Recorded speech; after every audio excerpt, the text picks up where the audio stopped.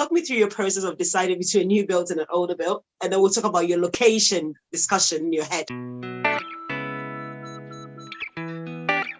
You doing as much surveys as you can. So I say, do your survey before you instruct your solicitor. So you get your solicitor and say, wait until I do my survey, and then you can negotiate on price and things.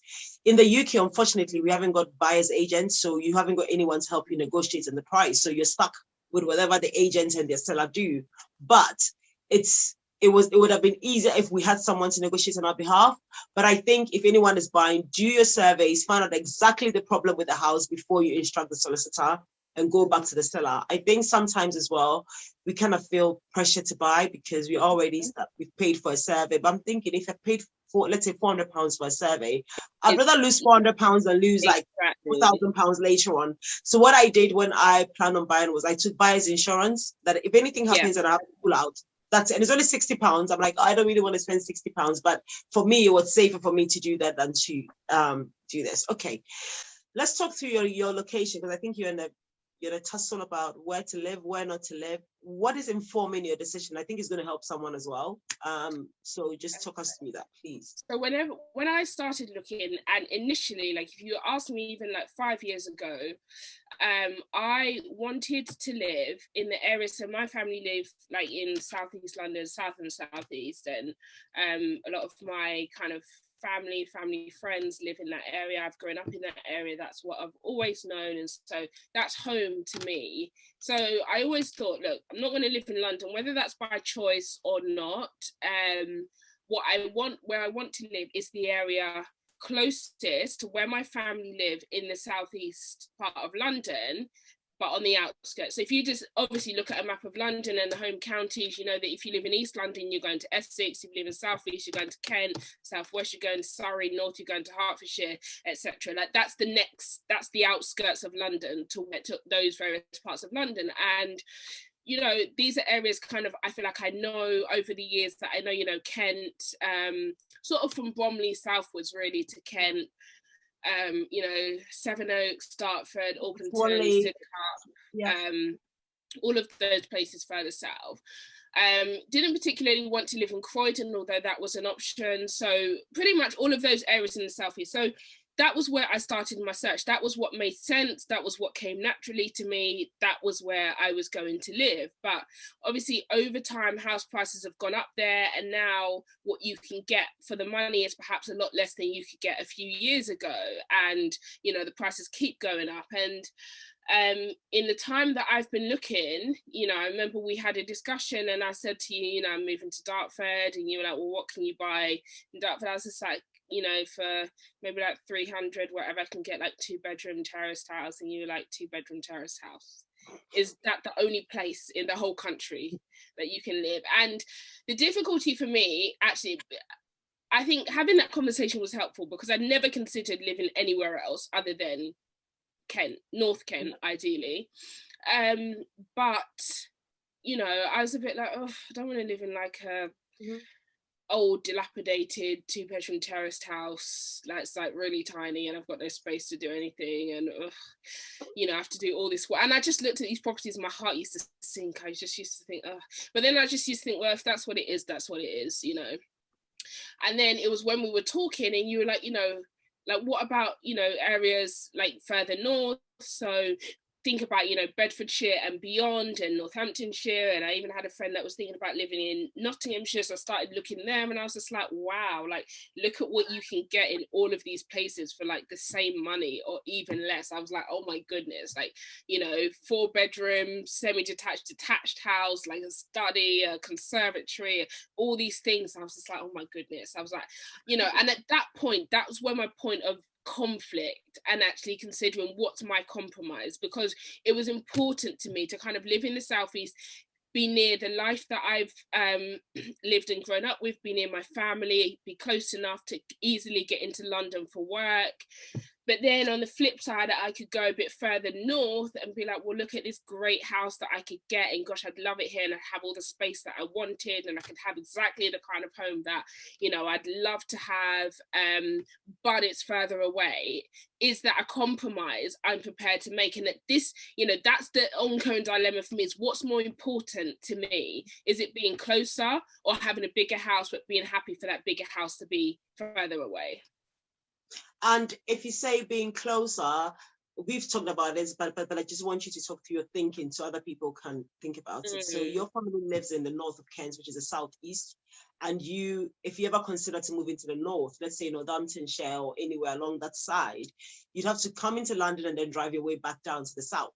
Is that one of the things that's really worrying you? What's your main determining factor? Is it family, or is it proximity to family, or is it just time in getting to family? What is it? I think it's proximity, and I think it's not having the flexibility or the freedom to, you know, if I was in North Kent, you're talking like 35, 40 minutes to Southeast London if I needed to get to my family, or if they needed to get to me. You know, I have nieces, if ever they, and I guess maybe it's not as much planning that you need to kind of do things like that. Like I can just get around easily. If I want to come into Central, that's a lot easier.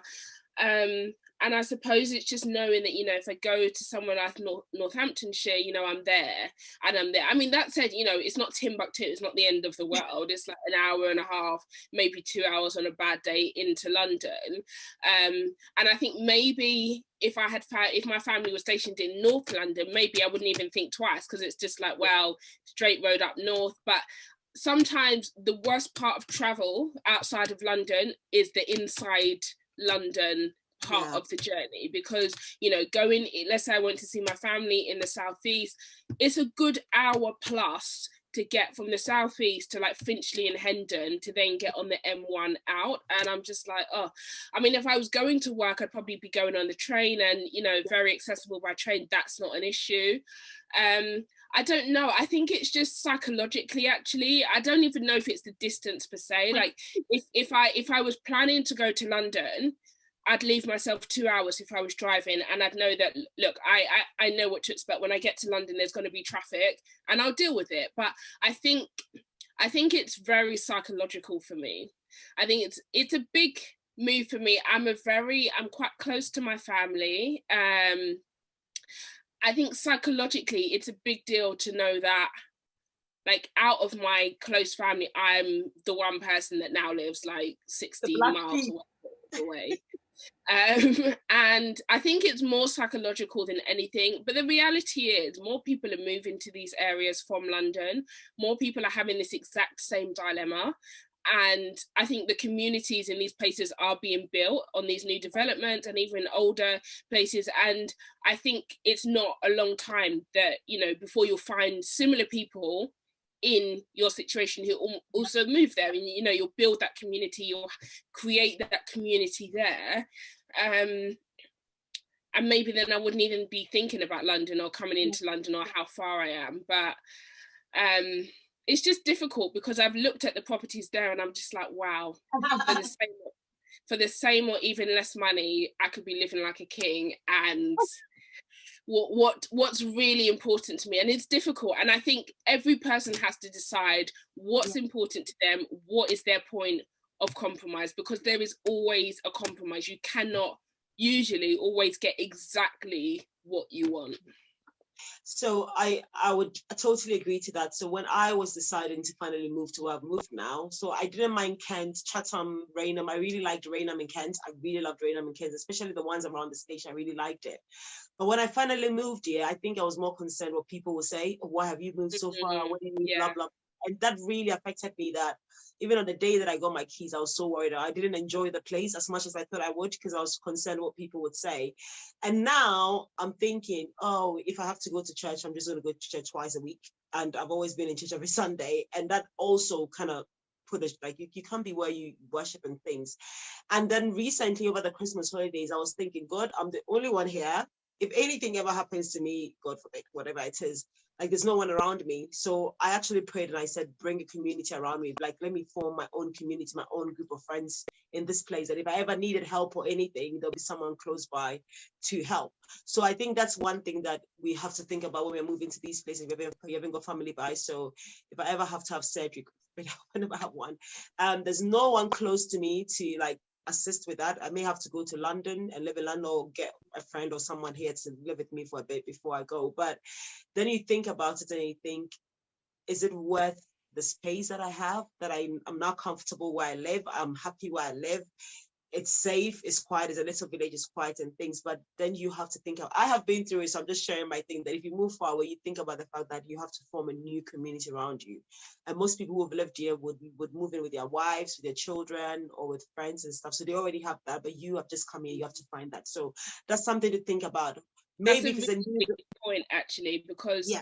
And it is a different consideration for people who are moving with, you know, their fully established family compared to if you're moving on your own. And I think it's actually a very different consideration. And there's probably more to think about, or you think about it a bit differently. Like if you're somebody, you know, you're moving with your spouse, with your children, you guys are setting up home. In the very worst case, at least you have each other, in that when, you know, you're by yourself, you have to think, am I prepared to kind of literally start over in a place? And kind of, obviously, even as a family, you would want to build community, get to know people and things like that. But I think there's a little bit more, I guess, to think about, I think, if you're moving on your own. I mean, you definitely have to think about a lot more. So when I moved in, I intentionally made the effort to see my neighbors, like my next door neighbors and the lady down the street, just to, if it's a little Christmas card, just so they know that you are there, they can watch out for you if they need to watch out for you and things. But it's still not the same as moving with a partner or with a husband or with kids. But they will come when they have to come. I think I was talking to you and I was like, when Jacob was it Abraham was asked to move out, he moved out alone, but he moved out with his family, and he moved from a totally different place, out of what he's known, into a different place. But it's still not easy when you're doing it alone. And yeah, I think people have to think about that when they move. Is it worth moving away? Or is it your time to move away to build new communities and new relationships and stuff like that? So which areas are you now looking at, your final areas that you're looking at? I'm still looking in North Kent, and I'm still looking at Northampton. But this week, for me, I think it's going to be crunch week, because there's a site in Northamptonshire, and there's also a property in North Kent that's also on a new development site, and there is a particular plot that is potentially available to me, and I'll know this week if it's available to me.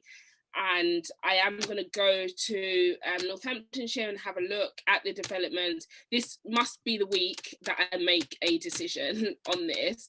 I feel like, you know, like the Israelites have been round this mountain for too long, and this is the year that I'm going to buy my house and I'm going to move in. And, you know, one of the things I pray is, you know, really to be led to make the right choice, and also to have peace with, you know, the decision that I make. And one of the things that I've really learned is that actually, at the time, there's decisions that you'll make in life that, whether you're not 100% happy, or whether you feel like you've been led, maybe you feel like, you know what, this is the one that God has for you. This is at this time right now. And maybe, you know, even the job that I'm in now, when I first took this job, I mean, I was grateful to have a job. I'd been made redundant, but when I first started, I was just like, this doesn't make any sense. I don't know what I'm doing here. I don't know why I'm here. Like, I don't understand anything. And I just, you know, after the first week, I thought I might not even last 2 weeks here. Like, my head is just blown. I don't know what this stuff is all about. I'm so confused. And to think that I've now been in this company 4 years, and to be honest, I've progressed, you know, I think I've progressed quite well, and I have a role that is, I think, quite integral to the business. You could not have told me this 4 years ago. And, you know, the business is a great business, and it really works well for me. And, you know, I feel like the job fits well with my lifestyle. It's a great business. The people are great, all of these things. If I had walked out back there, I could never have seen what was coming for me, and perhaps the reason why I needed to be in, you know, and have this job. And I think it's the same with a lot of big decisions in life, and it would likely be the same with this house. I may not understand, you know, whichever one that I prayerfully consider and choose, I may not understand today, because there's going to be compromise, and I'm not a person that likes compromise. I'll be completely, I like to have exactly Everything. what I want in the way that I want it, and exactly 100%.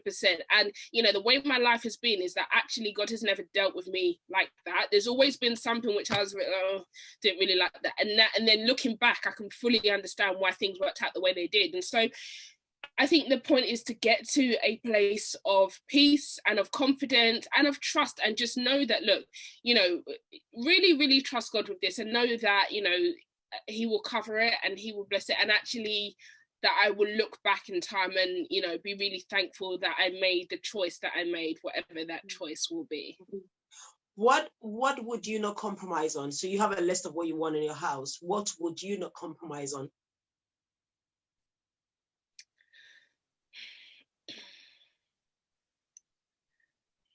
That's a really good question.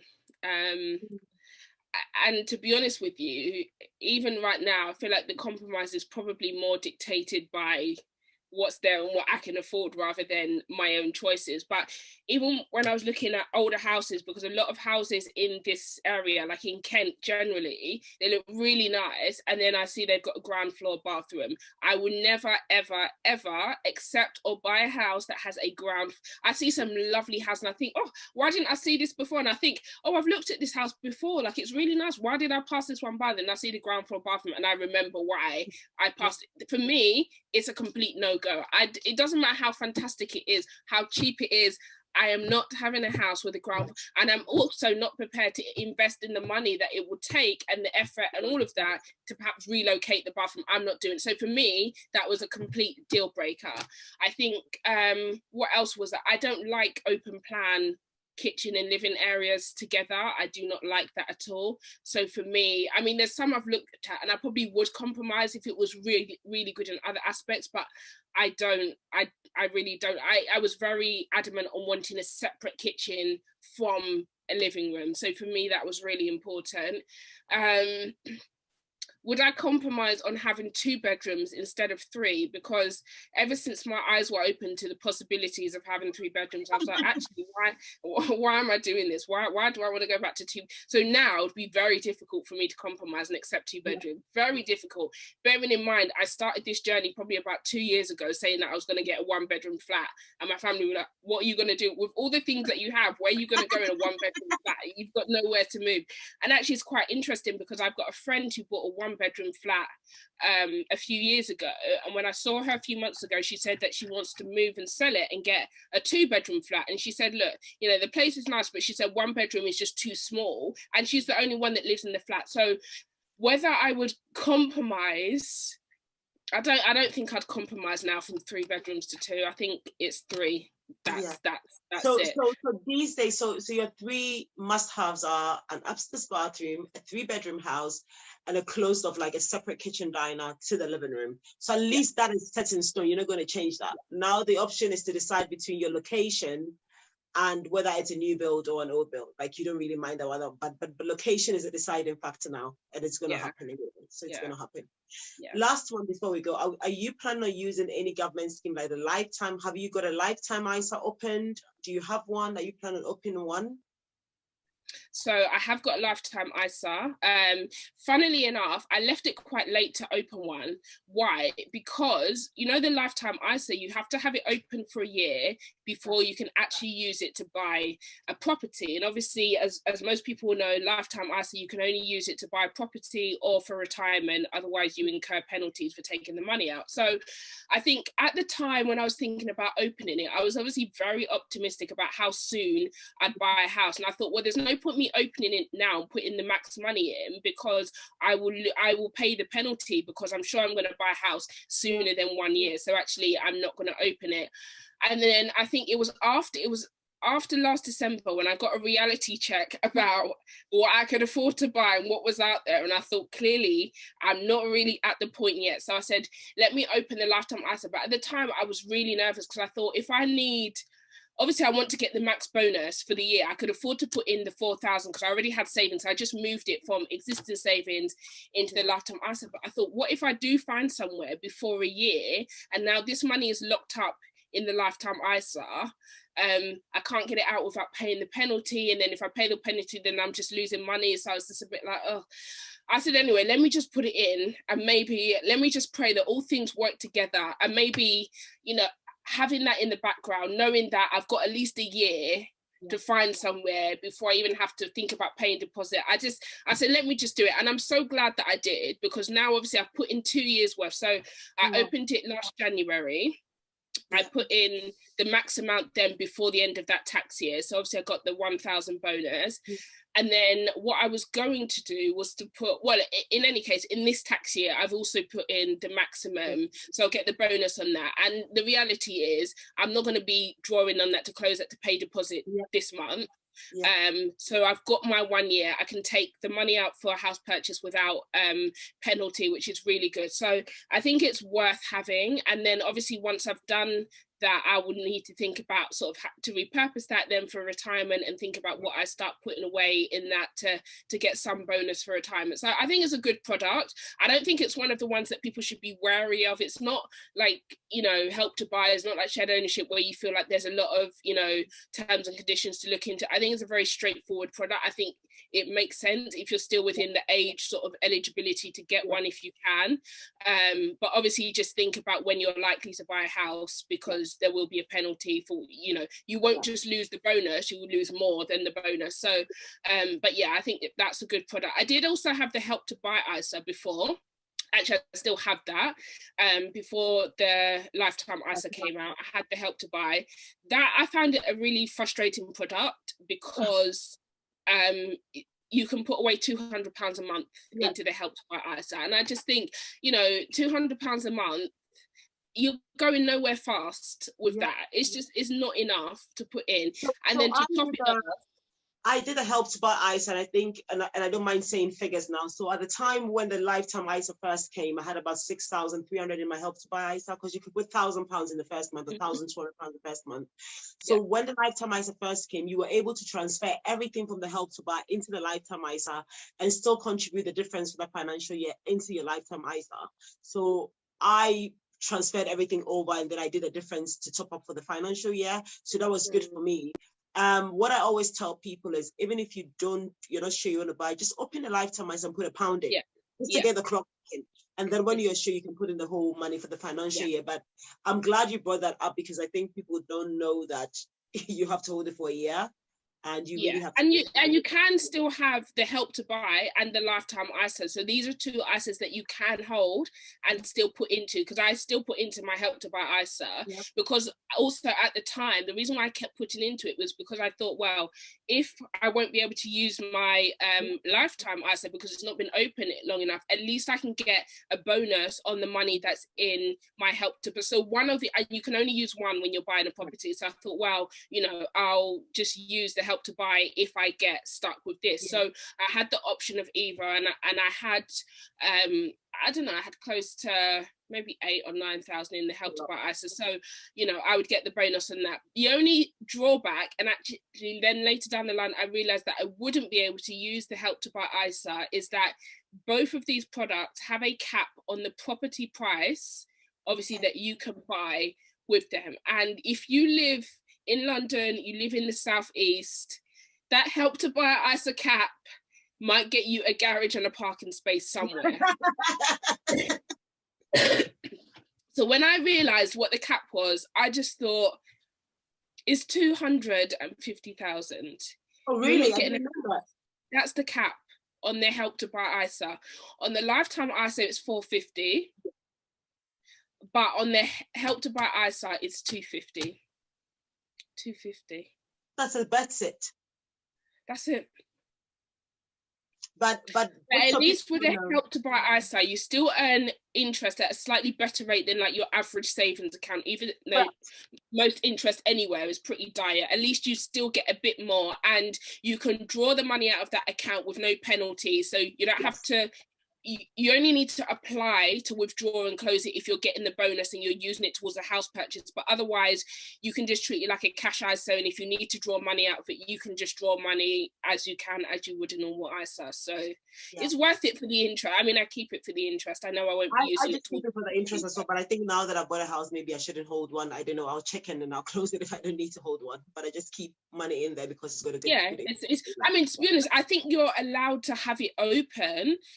It's basically effectively just treated as a cash ISA.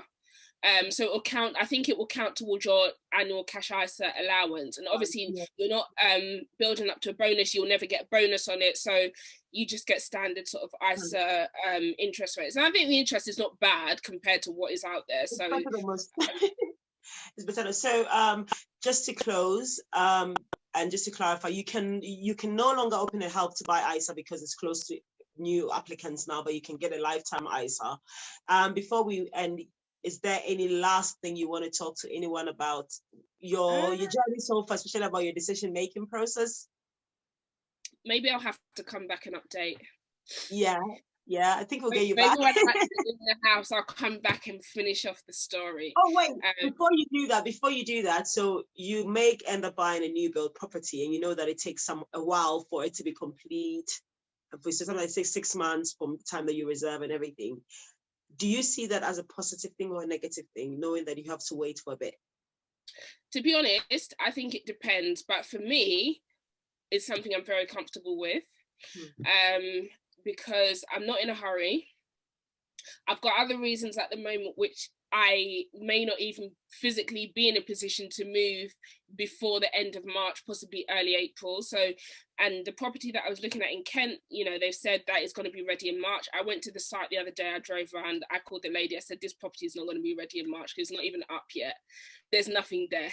But she assures me that a lot can happen in 3 months. But I said, look, I don't even mind at all. If it's June, I actually don't mind, but I'd just like to have a good idea so that at least I can plan towards it. I think it depends on your circumstances. Maybe for somebody that's paying rent somewhere and they're just like, you know, I don't want to have to keep paying this much rent, I'd like to now just move in and start, then it might be different for them. Maybe if you've got kids that you want to start in school because it's coming up to school year and you don't want to have to start them in a school and then move them because now the house is ready. I think it's different. And the problem is, even though they give you these estimates, I think 9 times out of 10, you need to add 2 months at least onto this because I think they're really ready on time. So for me, it's great. It means I've got more time to save money, to put into the fund for the furniture and all that other stuff. More time to plan, more time to, you know, to really think and plan and save and all of that and get prepared. So I have no issues with that at all. It's nice knowing that you've got something, but actually it's not just that the pressure is on you to get it moving, actually you're at the mercy of somebody else. So actually there isn't much that even you can do. So I think I see it as it's quite a gift to me, to be honest, to have that time to plan ahead, but I know it might not be the same for everyone. That's very, very, very good. Very good. So last thoughts for people who are last thoughts. I think be flexible. Be flexible. You have to compromise at some place. Property prices are going up. I think everybody's waiting for this huge crash of the market. And you know, it hasn't happened, and I don't want that to happen, you know, to people, even if it means that you might be able to get a house at a lower price. But I think be flexible. I think, you know, I don't know if the government intervention with the stamp duty and all of that was really helpful, because I think that just served to inflate prices even more. And you know, people know that they can sell their homes for ridiculous amounts, and there's always a bidding war. I think the other thing that I didn't mention to be mindful of on older properties is that, and it doesn't really happen on new builds because usually the price is relatively fixed, and if anything you might be able to get a reduction, but this bidding war on properties, and it's like, you know, a few years ago, even like a year ago or two, you could offer asking price on a property and it'd be accepted. Now it's like people are going 20, 30k over the asking price. And if you're trying to work to a budget of this is what I can afford, you see a property then you get into it and they're like, yeah, they won't really accept that offer, you know, can you give us best and final offers? And it's like, well, it was on for 350, I can do 350. And they're just like, yeah, well, they really want 375. And you're just like, if you can't, so effectively then what you have to do is look at 300 or 325 to give yourself room to offer over asking price. And maybe what's on the market for 300 or 325 doesn't meet your specification. So I think that's an added complication to the market now that actually didn't exist a while back, because there wasn't this horrendous bidding war on every single house going. So actually I think that's something to really think about as well. But yeah, look, I'd say be flexible. I think be realistic, start somewhere. Everybody has to start somewhere, and I think it's probably better to get something, and then, you know, it's not forever. It's not like, you know, a life or death type decision. Houses, people sell, they move, they buy other houses. It's not forever. You know, start somewhere, be flexible, be realistic, you know, save money. I think one of the really annoying things in this generation is when, you know, you get people from generations past and they say stuff like, well, you know, if you didn't drink coffee, you didn't have avocado toast, then you'd be able to afford a house. It's like, look, houses now are, you know, probably about 10 times what they were like in the 70s or whatever, you know, when you could probably, you know, buy a whole street if you were buying them at the price at that time. So it's just like those kind of comments, I feel like they're a bit unhelpful. And as I said, I think people have to live, but look at where you can cut back in your own life. I think it's a lot of how much do you want it. Years ago, maybe I didn't want it that much. Maybe I just thought like some knight in shining armor was going to come and give me a house, and now, you know, reality has dawned. And he still would come, but now it's like I want this now sooner. And so I'm going to do what it takes to. But look, it's tough out there, and I'm very sympathetic with everybody that's going through this, and it's hard. And look, you know, kudos to everybody who's making it happen, and let's just hope we, you know, we'll get our dream homes soon. We'll bring her back to tell her story about the house she finally decided on. Hopefully she won't have a lot of regrets. And I know she will not have a lot of regrets. I will not have any regrets. We'll be holding her hand through it. We'll be holding her hand through it and making sure she's not making a rash decision at all, because we don't want her to make a rash decision. But thank you very much for joining. I'll cut you on the back. Thank you very much, Yetunde. Bye. Bye.